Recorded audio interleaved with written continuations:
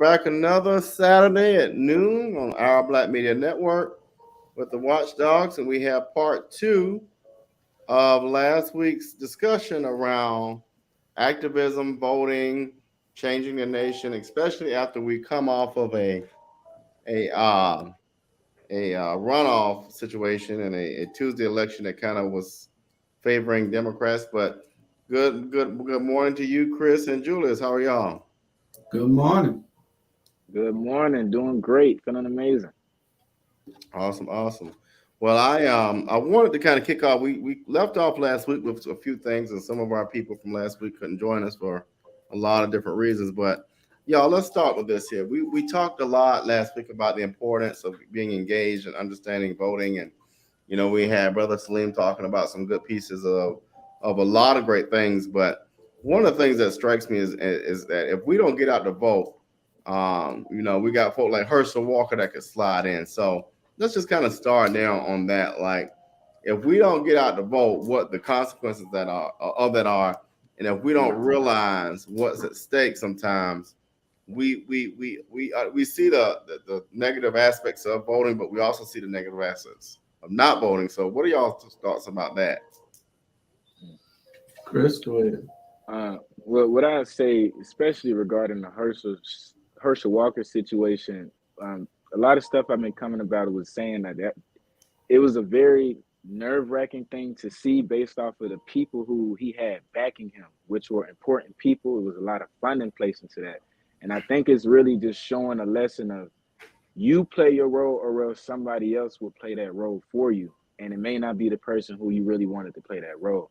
And the thing is, if we don't realize the power that simple things like this has, we will have other people placed in those positions that may not have the best intentions for us. And that's how you end up with situations as such.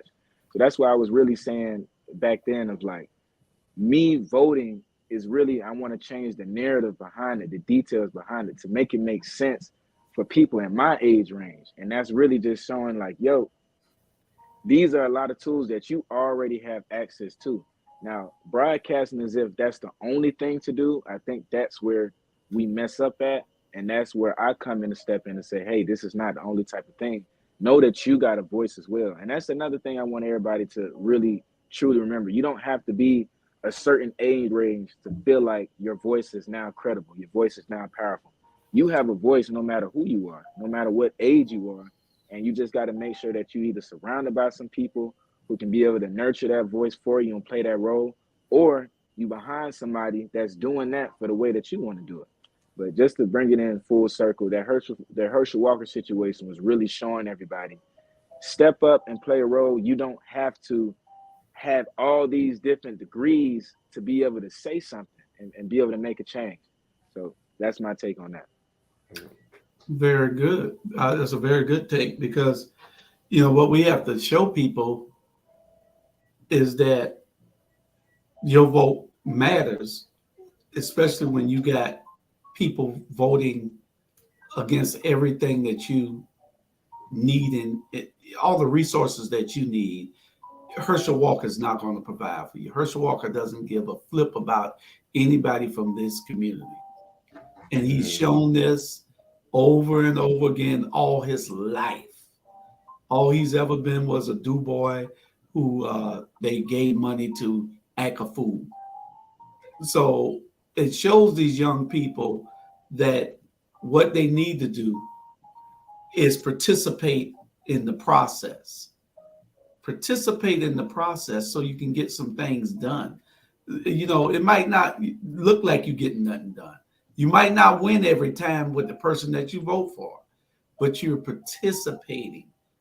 You're participating. You can now go and tell that person, hey, I voted for you. What can you do? But if you didn't vote for this person or you didn't vote at all, you don't have no reason to complain. Everything in the world is great to you. There's no need in you trying to change anything because this is the American process. This is the way that we do things. You might have a bright idea. Somebody out there might have a bright idea of wanting to change things in a different way. But do you know how long it won't happen in your lifetime? It took a long time for them to get the process that we got now. So you got to work within that process to change it. You can't just tell me you're going to start a third party. They're going to laugh at you. Third parties don't work. You might have a little bit of pull, but you get inside the party that you're already in and make the changes from within there. Put your strength in there. We showed you right here in Chatham County how to do that with the CCDC. We went in, a body that was already there, and took it over. Same thing you got to do on the national scene. But I talk too much. Y'all go ahead. No, you're fine. You're fine. It leads me to think too. We see a lot of celebrity faces show up, in particular with Warnock and Spike and Lynn join the conversation. And I'm not sure if that helped or hindered. We see President Obama join the conversation. We see President Trump join the conversation. Does that help y'all or does it hurt? Chris, what's your thoughts on that? It's a touchy topic because a lot of individuals I don't feel have gotten to that state to be able to truly see what's going on. And this is really a case of, if you don't recognize the value within you before somebody else does, you may end up being used as the pawn. And this is a tactic of the influence that we have, black, white, it don't matter what color you are, the influence as a celebrity. And a lot of politicians, or whether anybody who's pushing a type of movement, they utilize the influence that you have to be able to push certain agendas. So with this case, I don't feel like it's beneficial to get uninformed celebrities to push a movement when they don't even know what the movement truly is. And a lot of times they do that to make themselves or whatever brand that they're pushing to look good when they don't even know the actual details and back office of what you're even pushing. This could be going against the people who stays in your community and you're not doing it. But the fact that it looks good on social media is why you want to do it. And it may open you up for more funding opportunities because you can dress up the social media nice. So this is really a case of, we got to be able to cut through a lot of the filibusters and the BS and really just see it for what it is. And a lot of times we need to make sure that we're placing people in those positions that know what's going on, like really know. But a lot of these celebrities that are being placed in these positions, they have no full information of what they're doing. And this could cause a hinder because the celebrities have a major connection and tie with the youth. So the youth, a lot of us not doing the book reports, going to the seminars, going to the meetings to really see and hear the conversations of what's going on. They going straight to social media. And once you go straight to social media, who you see? Celebrities pushing it. So the fact that this celebrity pushing and I like their song, that must be the best way for me to go. And that's how a lot of these people are making some of their decisions. And I feel like it's a hinder. It's definitely a hinder. Yeah. Well, and if I could add, just let me give you a different type of question, very related. Lil Baby is probably the most popular hip hop artist in Georgia. And I asked this on another show, but I'm going to get your perspective in addition to what Chris just responded to. And that why didn't maybe Stacey Abrams and Warnock leverage the relationship with Lil Baby? I mean, he's well known. The young people like him. That garners a different kind of, excitement. So, I mean, what are your thoughts? Well, you're not going to get them to go with Lil Baby too much. And the reason being is too much. I mean, you're going to get that audience. If you want Lil Baby to do something, she didn't have to appear with Lil Baby. She should have had Lil Baby going out to talk to the youth about doing that. But Lil Baby probably don't want to vote himself. I don't know. But I would have had those celebrities going different places. There's no need in them being on the bus with you. Spike Lee should have been out to Savannah State and Georgia Southern. Then you should have had Lynn Whitfield talking to all the older groups with the AKAs and the Deltas and all, and had some big event with her. Rally these people to get out, to get the people out. See, when you tell us that Spike Lee coming and Lynn Whitfield coming, and we're surprised that Lynn was on the bus, we knew about Spike, but and all you invited was a certain group of people. What you should have did was rented the Civic Center and brought them to the Civic Center with you. You know, you brought them to a private event almost. Well, it wasn't private; it was open to the public to the public that knew. Because a lot of people called later on saying, "I didn't know they were in town. I didn't know they were in town." But if you have a big enough event and showcase these people and tell the people who support you to bring somebody with you. You're gonna use the celebrities, use them right, like the man just said a second ago. You got to know how to use them, and you just put up something where the man say you got to use them, know how to use them. But Lynn Whitfield, Spike Lee, he could add. This was a very important race that it shouldn't be in no runoff. We knew what was going to happen with the Republicans. They didn't care whether Herschel's the dumbest guy, damn near the dumbest black man to ever go to college. They didn't care about that. You know, all they cared about was putting somebody in there that's going to toe the water and toe the line for them. You know, so this is all important. You know, on why you have to participate, because see, they know that you're not, but they're counting on you not to participate. The young people, they're counting on you not to participate. So you have to be able to say, I'm going to do something different. They know I'm not going to do this here. I'm going to show them that I am. Yeah. And really quick, y'all, I want to give a shout out to Jay Jones. You know, his frat, Omega Psi Phi, celebrated their Founders Day this past week, and to Pat Harris. And the reason why I want to give Pat Harris a shout out, Dr. Pat Harris in Savannah, she and Savannah Alumni Chapter Delta Sigma Theta Sorority Incorporated have been on the forefront of all of this work, have done great work in educating voters. And I think that's an important thing. And I want to go to a comment that Ivan Cohen just made. We might need to be doing some more political science workshops in the community. Ivan, I think you're right. I think even civics education, voter education, all of that. How do we get that done with community groups like Delta Sigma Theta and the churches and all of that, Chris? I would say for one, making it more relatable, and to put that in the best terms. If we want to have more a youth interaction, we can't be so focused on how it's being dressed up, but more so the context. I came across this video the other day. I can't remember this brother's name, but it was a comment saying, "Yo, we're putting we're putting glaze on stale donuts."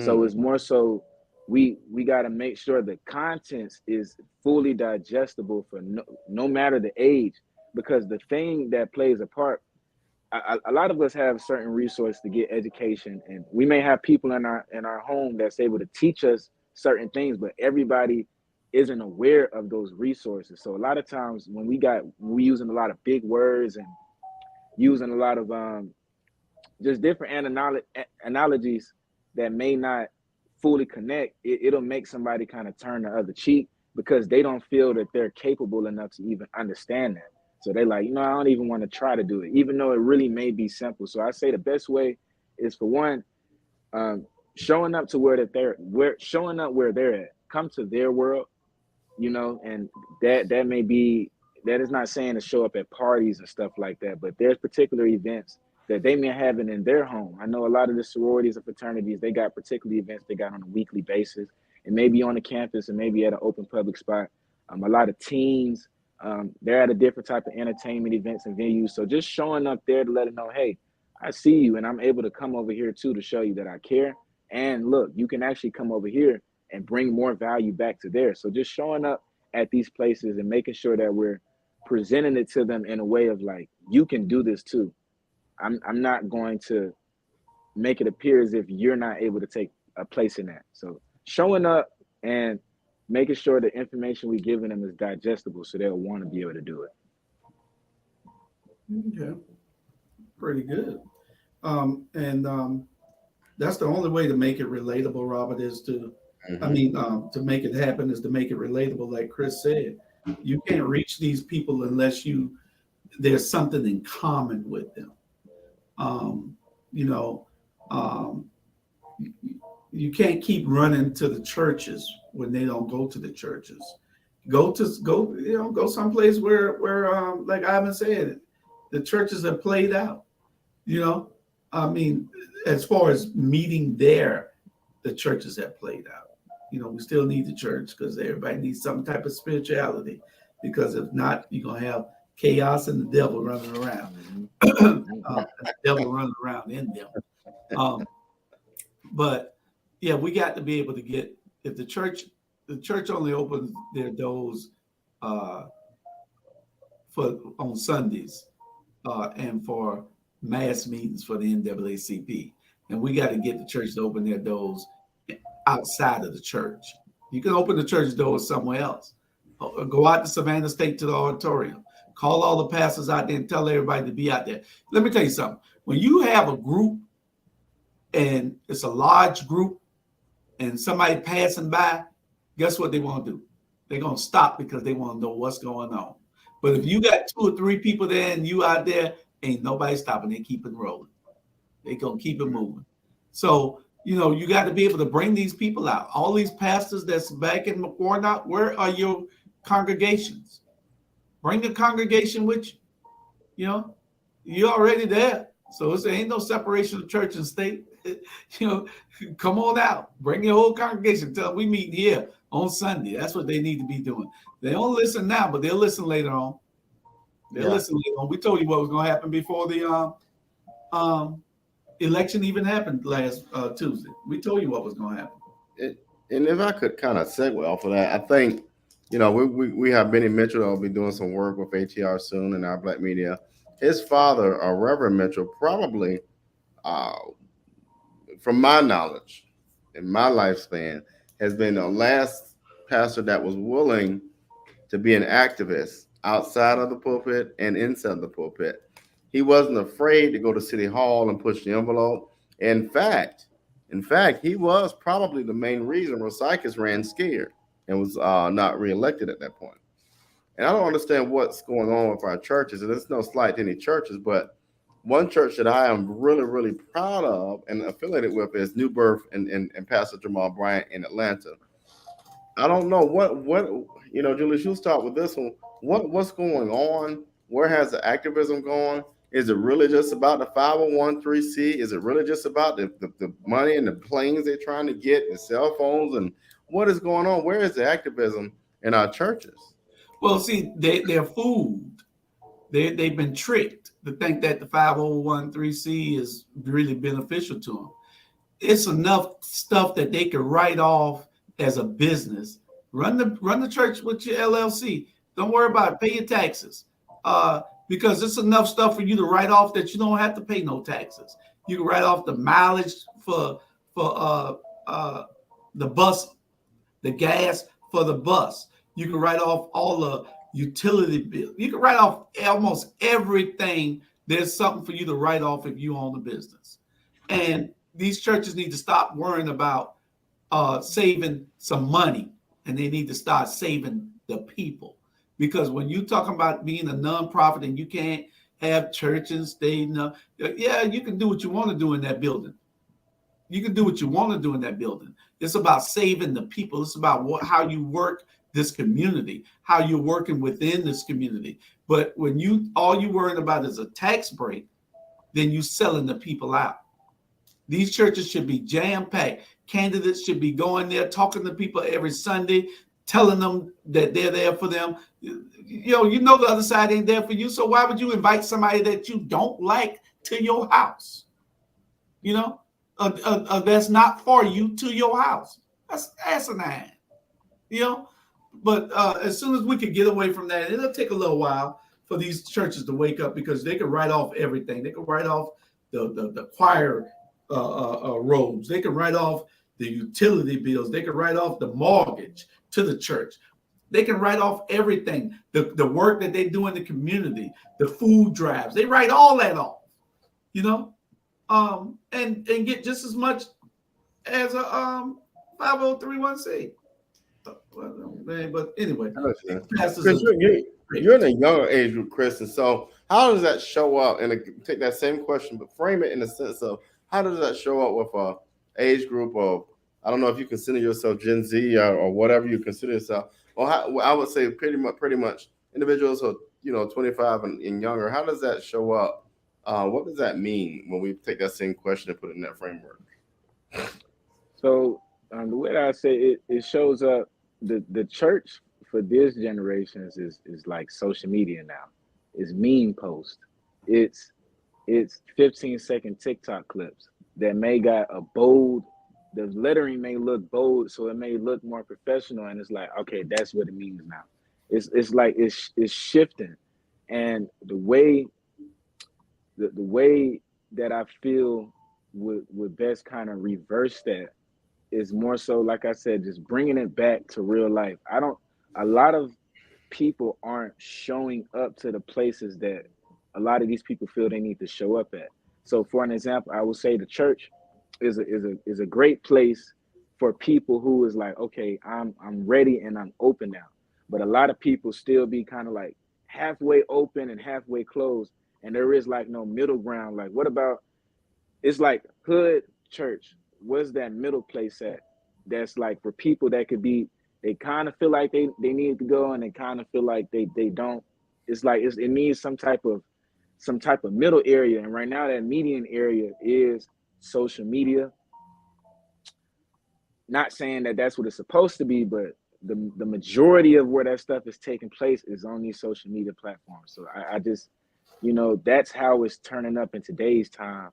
It's turning up in today's time from small clips, and that's from that instant gratification aspect. Things are so fast and in our face now. There's so many advertisements that's popping up every 30 seconds of a video that you're clipping, pictures that may have like been speaking on some stuff that you was just talking about. So those different things are playing a part. So when it's time for us to show up in person, a lot of people are still going off their thought process of what they just seen on their phone. So it's really we're battling with the media and our consciences, and we just have to continue. Like I said, conversation like this is doing it justice, but also us being in person. I remember shouts out to Soul Tribe, but Soul Tribe, we had a Spirit Bomb festival earlier this year, and Mr. Hall showed up. he actually has showed up, and he was like, "Yo, I want to be able to come to your Freestyle Fridays." I'm just like, wow, that's just something that you really don't be seeing too much, because a lot of people they got preconceived notions of feeling like it may be dangerous or whatever type of things, when in actuality you showing, we may want you to be coming up, and it may be very good. So it's just that different perspective. But right now we battling with the media, and the media is now viewed as the new church for a lot of these That's individuals. powerful. Wow. Yeah. Wow. And You what we know, have, go ahead. we have to pour into these young people. And I took an interest because I know that we have to bring out the talent. It's a lot of talent. And a lot of the kids just want you to listen to them. They just want you to listen to them, instead of just trying to direct them all the time. And when they're 17 to 21 years old, that's that age right there where they're trying to find themselves. Mm-hmm. They're trying to find themselves. And we can't, when we press them too hard, then they turn away. But I was interested in all this stuff because I like to see our people thrive, instead of taking a dive. You need to thrive. And I wanted to come to the Spirit Bum because it was something I wanted to see what y'all were doing so I could see how I can help y'all build it up. It's another group here called Young Black Professionals. Great organization, but they don't have that staying power. They need to be on top of things. They could change everything in this city if they knew their power. They don't know their power yet. If they knew their power, they would be on top of things, making things happen. I want to come to Freestyle Friday because I'm a poet, and I want to be. I like to listen to poetry. I like to listen to how other people think, what's going through their mind, but we have to take an interest in these young people all the time. I got two over here now. Doing computer work and stuff. But I took an interest in them, so that they can not be in the street acting a fool. They can be around me doing something positive. They can see what I'm trying to do, so they can help build it. The same place you Right. came from, you know, Yep. you ain't no, you're the best intern I ever had. Mhm. You know, And and it's stuff, simple stuff like that is stuff that we will remember forever. Because it's like, even if, let's say, if I was somebody who coming in that time and I may have been involved in some things that may not be the best, I may not be proud of, coming across an individual who is I could tell they see me. It If I was going to go do some negative stuff or whatever, that's gonna pop up in my mind like, dang, this might not be a good look. What if I get something like that and he end up saying just simple stuff like that, and it trickles down into like it trickles down into everything, with business, politics, whatever. It simple interactions like that trickles down. So just really just showing that interest, and that doesn't mean that you have to like or love everything we doing. A lot of people, they may have the talent, but they may not know the business behind it to know that this can actually be a real thing. Like you can really sustain yourself, be able to build, pay your bills, and live off of this. Mhm. Certain conversations like that are being had as well. So a lot of them, they don't know that there's a way for you to truly thrive in that field. But simple stuff like that is what goes a long way.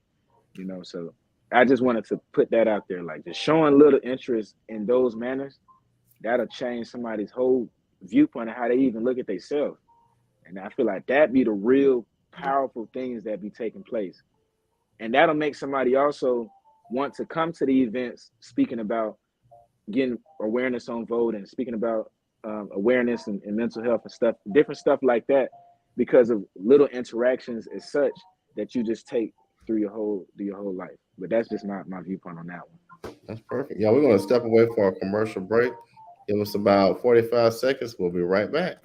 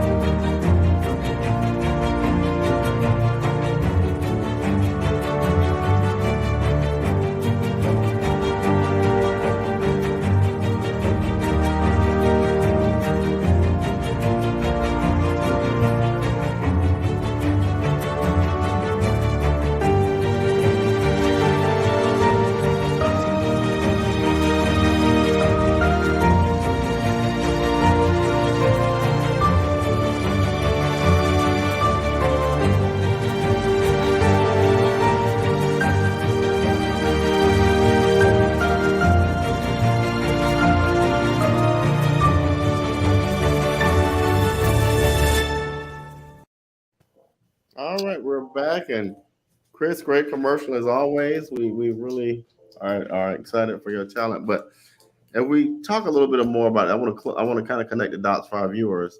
In the churches, and I'm not picking on churches today. It's just one of these organizations that was at one time a powerful impact in our community. It was that place where people went for nourishment, engagement, and guidance, and now it's just become, in some instances, a capitalistic institution. But we have a lot of people in the church that we would consider, like you hear people say holier than thou, or are very spiritually given, drifted, and use scripture for everything. But why don't they use scripture when it's time to go vote? Why don't they use the mentoring pieces we talked about to get younger people to vote? Why don't they use their cars and their miles and their money to get people out to vote and to change the narrative? So, you talking to Chris? Okay. No, we'll start with you. Wait a minute, I didn't hear the question because somebody had walked in. Okay. No, I was saying, we have these churches filled with people who are evangelical, or we call them holier than thou when we were growing up, or they quote scripture on everything. They'll tell you scripture about everything you're doing, but yet won't vote themselves a lot of times, won't encourage the congregation to go vote, won't use that same money that they're going to buy that jet and Cadillac with to go get the congregation to go vote, but yet can pronounce all these scriptures and all these things upon people. What has happened in those institutions where all of this stuff, this capitalism has overtaken activism and real participation and motivation? Well, it's really about money now. The church has gotten away from trying to save souls. They want to save money, um, and and that's just a problem. The church was the most organized place that we could go back in the day. Now it's the most disorganized. Why is there a black church on every corner? We got 900 of them here in Chatham County. Why? When the other uh, races don't get. How many white churches do you see in Savannah? How many white churches do you see in Savannah? Wow. Probably 7, 8, 9 total. But how many black churches you see? 900. If we're so close to God, why we suffer so much? We got 900 churches here. Somebody got to talk to me about this. Y'all doing something wrong. Everybody want to open up a church because it's about money. It's about money. Mm-hmm. It's about money. And we got to get away from that. But we got to be able to help our communities. The church is really a detriment to our community right now, really, because they're doing things opposite of what we're trying to do in this in our communities to uplift our people. And that's the problem with it. Chris, what are your thoughts on that? That was it's like, for example, piggybacking off of that, would it be 7 to 8 white churches, but 900 white businesses in that area, and then the vice versa when it's coming to us. And it's that, and just like you said, it's about the money thing. From my perspective of even how we are being able to see it, it comes off as if it's just about the money thing. I attended a real estate, and this was shocking to me. I attended a real estate event about last month with a friend of mine who she's diving into real estate. So I've been trying to just learn the game as I can while I'm going through the ranks. And she ended up inviting me to this event. So I went to the real estate event, and there was a couple of vendors there, and there was one of these people speaking about just getting into it. And it was a young man who raised his hand, and they was asking about nonprofit work. So he raised his hand, and he was like, so when I make the nonprofit, how do we make the money? And then the dude who was the speaker was like, well, if that's why you in it, that's probably not the reason why you want to do it. And then the dude just kind of sat down. But it's the fact that he really thought like that was okay in his mind. He like, nah, the nonprofit is for making the money. And it's like, at what point did we get to the point to feel like that's the way to do it? Because when you go through that route, you're using the word of God. You're using these things that's truly close to our heart to get to us. But the end game is only for a personal gain. And if that's the case, why didn't we just go into business together? So it's just, I think it comes from misinformation. And it's so much different information out there now that's just being shot at you every which way. Everybody's starting a business. Everybody is a psychologist online. So it's so many different things that's going on, and it's a lot of misinformation. So it needs like some refocusing and to be able to focus. I know a couple of things. I make sure every day at least I watch Earn Your Leisure. I watch Our Black Media, and just different platforms such as that, the Pivot Podcast, stuff like that, because it's dealing with stuff that we really need. I know Earn Your Leisure is a Black financial platform, and they speak about financial literacy topics that's very digestible to us, and it's like, dang. And what they did, they combined the entertainment aspect with the financial aspect. They know a lot of us view the financial terminology, it may be coming off very boring and mundane, but they say, you know what? People are so attracted to concerts and the smoke and the music and the lights and everything. Let's just take those aesthetic aspects and apply it to the financial aspects. So they had this one event called Invest Fest, and it's basically they had a lot of different speakers there speaking on financial literacy, investing and stuff, but they combined it with music, entertainment, and they had over 15,000 people in the city of Atlanta come out. So they're like, okay, I see that's what it is. And that's something that Mr. Hall and them was doing earlier as well. They was like, okay, we're going to get more people tied into the elections. Let's get some performers.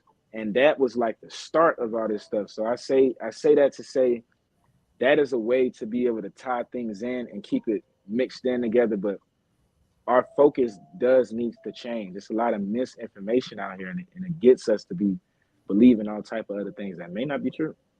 Yeah. Chris, I want you to start with this. I'm going to give y'all a quote, and I want y'all's reaction. Malcolm X talked about this a long time ago in regards to political engagement.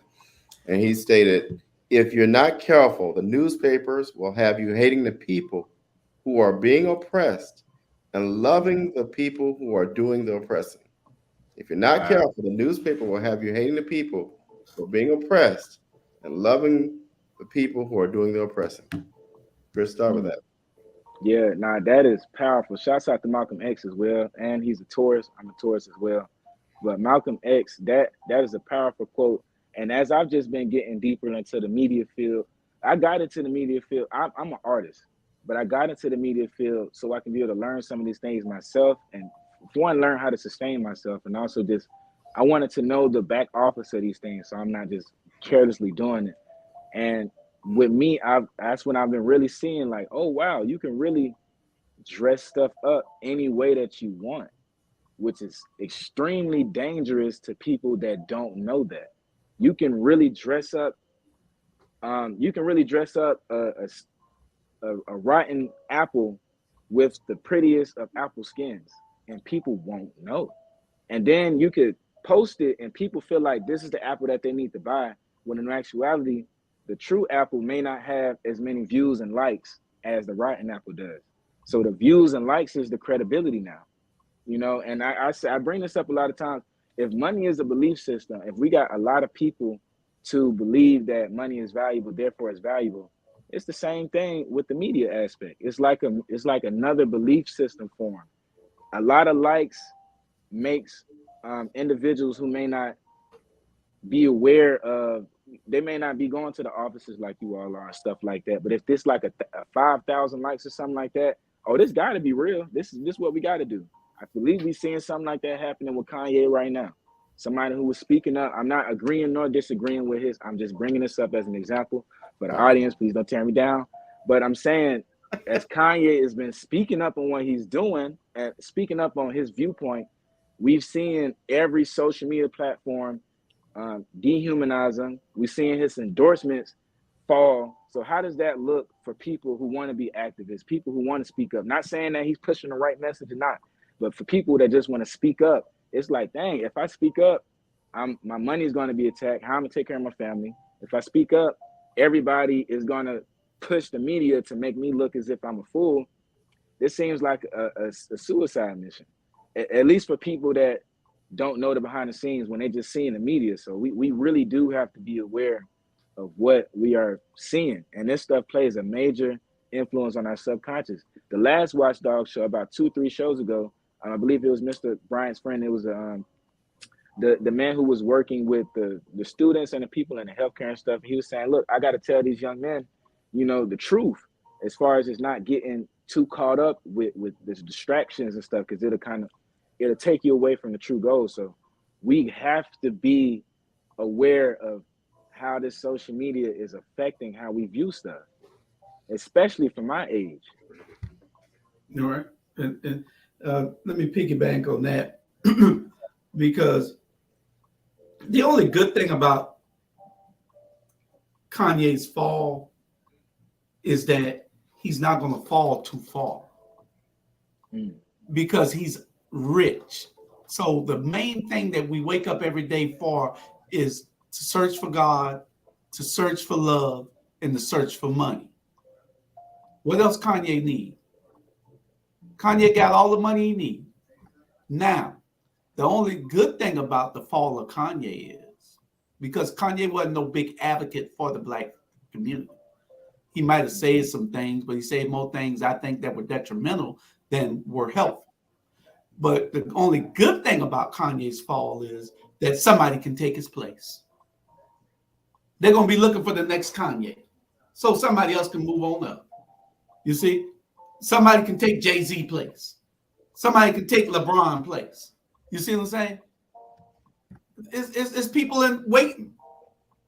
You know, LeBron is doing awesome things, awesome, and he's showing it so people can look at it. And a lot of people say, "Well, he give. He just don't like to show he give." No, other people need to see that you're giving, so that they can give also if they got.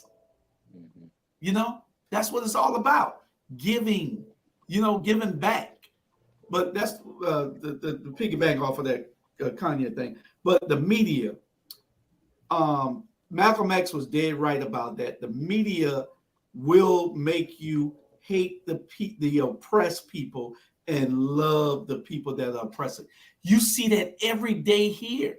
We have politicians that people love who are really oppressing us. Let's not even make it about our community. Take Donald Trump.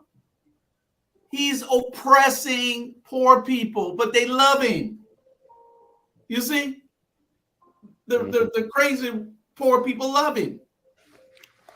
You know, so the media, if you have to be careful with the media, we try to give you information that for this community, for our community, and let you decide. We might give our opinions on it, but if you look into whatever we're talking about, then you can see why we are saying what we say. So, yeah, you have to watch the media in all forms of it. All right. Well, gentlemen, we're going to do our last commercial. And when we come back, we have a loaded question, and we'll close out with that for today.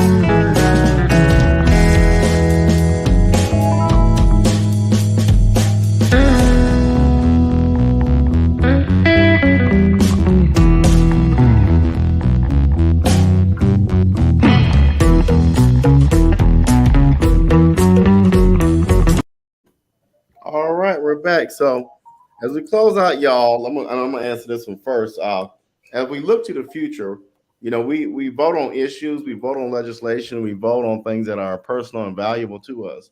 So what do you all think will be some of the top three issues, legislative pieces as we, you know, look towards our communities? And I think honestly, the three I foresee are infrastructure, as we look at roads, high-speed rail throughout the nation, new and improved roads and bridges and new interstates. Climate, we've got to address climate, and you know, the use of solar and things like that, and making sure that we rid ourselves of fossil fuels. And then civil and human rights, as we look at the abortion issue, it's not just about abortion. It's about the rights and abilities that we use and cherish every day, and those being taken away from us. So, Julius, what do you see as the top three? Well, voting rights is number one, because if you can't vote, you can't change nothing. You know, we can cry and all day long, but if you can't vote, you can't change nothing. You can make a little dent somewhere by yourself in a corner somewhere. But I was trying to tell my little cousin last week, if you can't vote, you can't change nothing. You know, and we can't complain about what's going on around us because you didn't vote to try to change it, and you didn't advocate in any type of way to get other people to come out and help you to change it. And then you have abortion rights. Abortion rights is the other thing. With abortion rights, you have the government trying to tell people what they can and they cannot do, you know, with their own bodies. And they shouldn't have that right. They shouldn't have that ability to do that.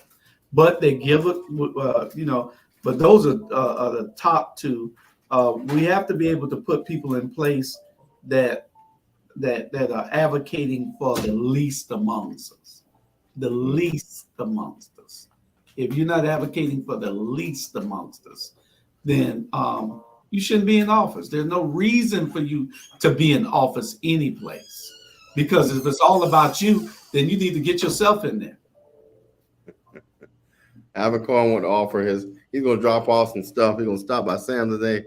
Ace Yeah. Hardware, and Alvin's going to be on the way out there. Yeah, that's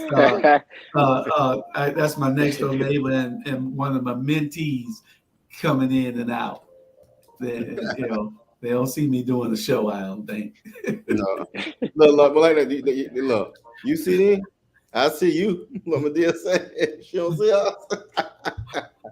Go ahead, Chris. What's your response? Well, I think those are amazing answers. I would literally be saying the same things along the lines of, for one, climate change for a fact. There is a rise in solar that's going around, and we are getting more in the times where we got to utilize more of the natural energies.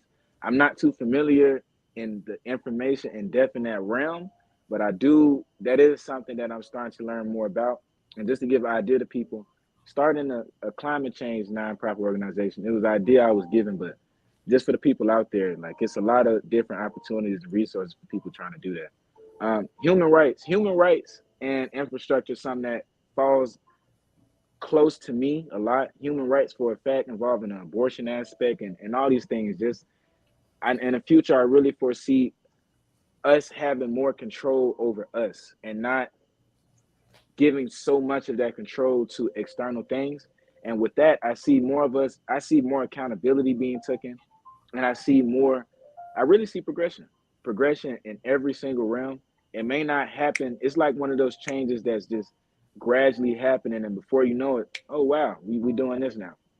I see that for a fact. And infrastructure really, if I can just go all the way deep to it, in the schools and the educations and the business systems, for a fact, education system, teaching things that may be more beneficial. I was on this call a few days ago with a few nonprofits, and they was just speaking about the different things that they are implementing in these school systems. And one of them was just a life class, teaching people how to fill out W-2s, teaching people paying something late and paying something early and the difference that can have on your credit. So just more real life things that we use on a daily basis. I see more of these things being implemented within business, education, and politics as well, which is just going to is really giving all of us the tools and more focus on what tools is more important instead of just maybe a tool that we may only use monthly. I see more important things coming down from that aspect. So that's what I can foresee in the future. But I definitely see change and growth in every aspect. Okay. All right. Well, I know we're about to close out in a moment, but Julius, you want to give a rundown of the weekly shows and things to come? I know we're on Roku, and Chris, you can talk about that, but I definitely want to let people know about the expansion of, we're going from ATR Media to Our Black Media. So if y'all could talk a little bit about that, we'll start with you, Julius. Well, we got a lot going on, a whole lot going on here with the expansion. We are about to start a newscast. It'll probably be from this same desk right here, and from the same background, if we don't roll it up and use a green screen. But there's a lot happening here, and we just need everybody's support to share, and invite people. We're going to be looking. We are already on Roku. If you got a smart TV, you can tune in. If you don't catch the shows here, you'll be able to catch them. You'll be able to catch them on Roku. You can always go back and look at those shows, but from the comfort of your living room, you can watch it on your TV. There's a lot happening. We changed over from ATR to Our Black Media so that we can have some uniformity across all social media platforms. Chris is a big conduit for all of that. He does all our everything. He's the young executive. He started out as our intern, but he's running the company.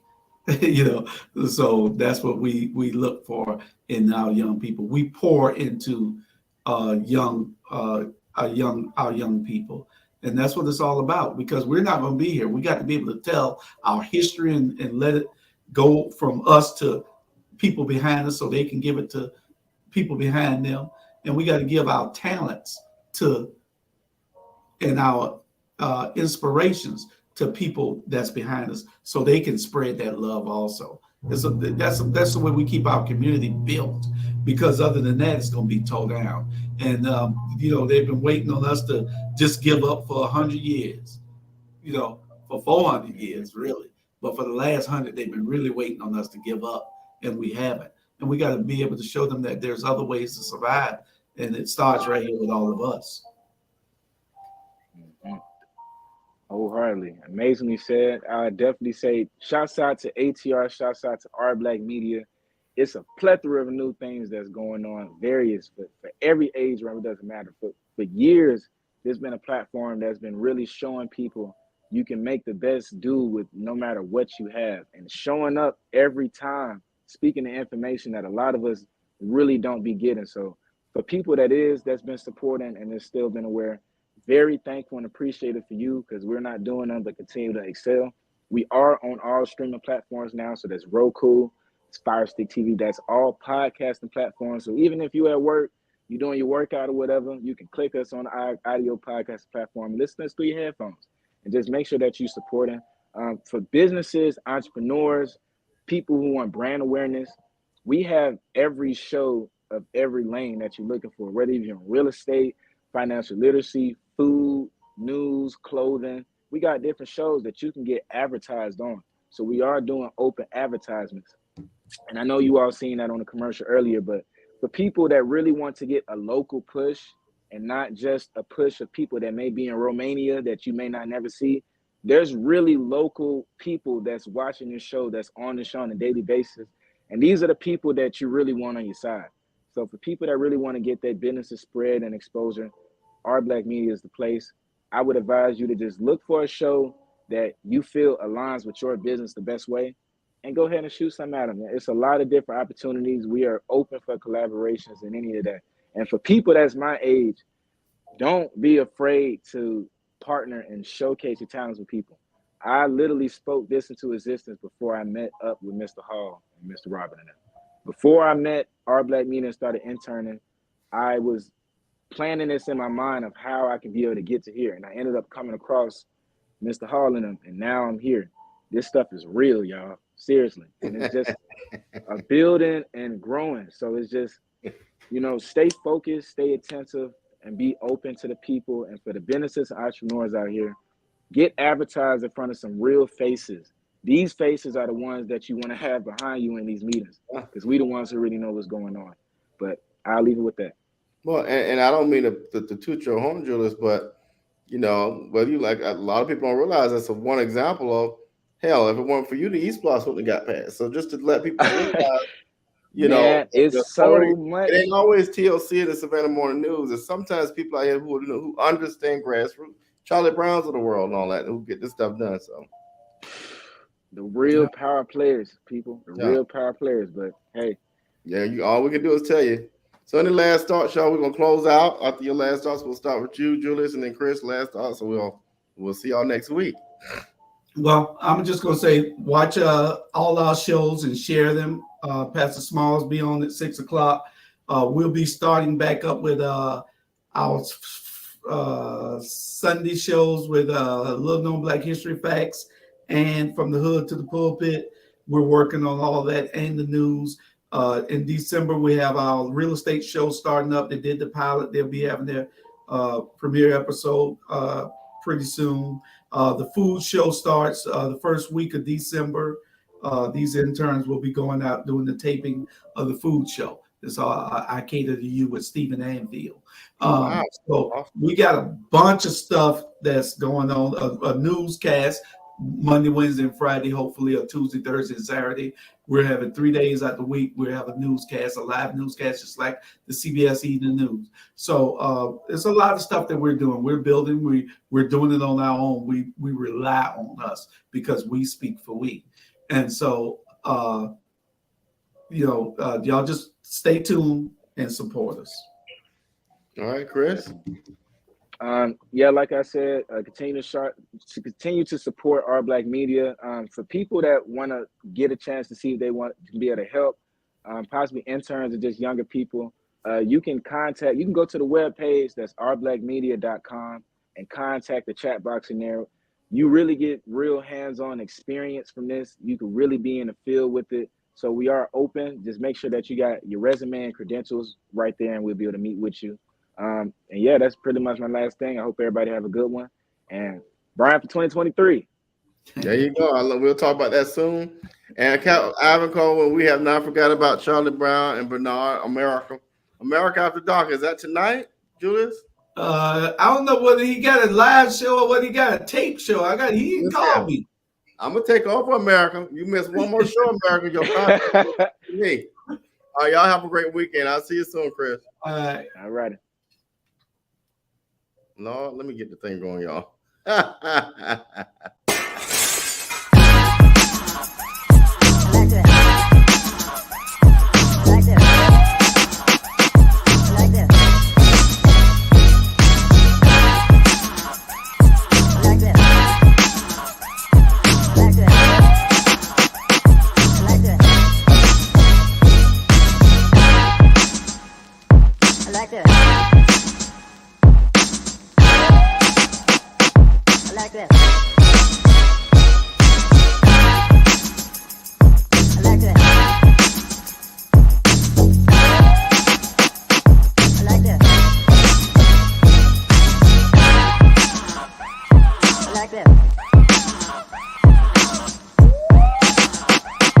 Like this.